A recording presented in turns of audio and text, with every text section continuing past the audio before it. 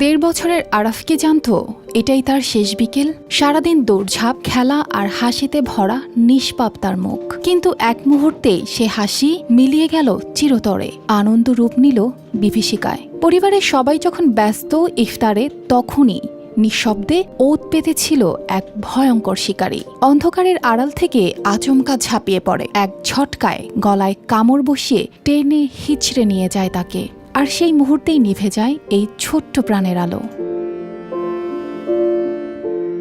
কিশোরগঞ্জের এমন ঘটনায় পুরো গ্রামে নেমে এসেছে শোকের ছায়া। সেদিন সন্ধ্যাতেও সবার সাথে বসে ইফতার করছিল ছোট্ট আরাফ।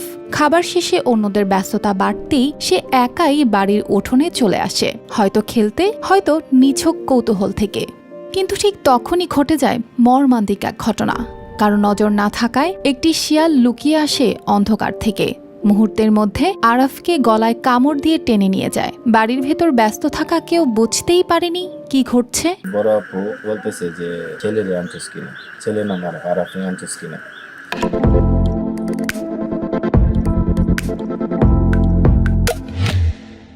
বলছি না, আমি তো আনি নাই। পরে আমি ওই দোকান থেকে বাড়িতে আসছি, পরে তো ওরে কুজাকুজি করার পর পাইনি। পরে আপনি মসজিদে এলান দেওয়া হয়েছে, এলান দেওয়ার পরে লোকে প্রস্তাব করতে পারিয়েছে এক ছেলে, পরে জঙ্গলের মধ্যে আর কি ছেলে যে নিয়ে গেছে এখান থেকে পারি আর কি। সময়ের সঙ্গে সঙ্গে আরাফকে খুঁজতে শুরু করেন পরিবারের সদস্যরা, কিন্তু কোথাও তার দেখা নেই।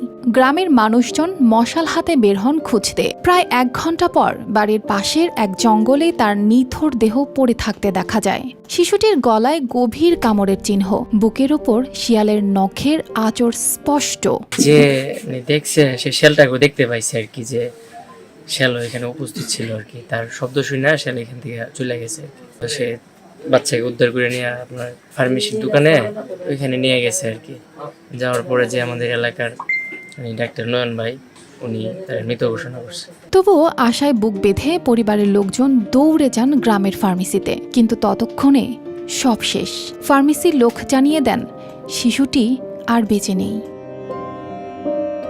News desk, RTV।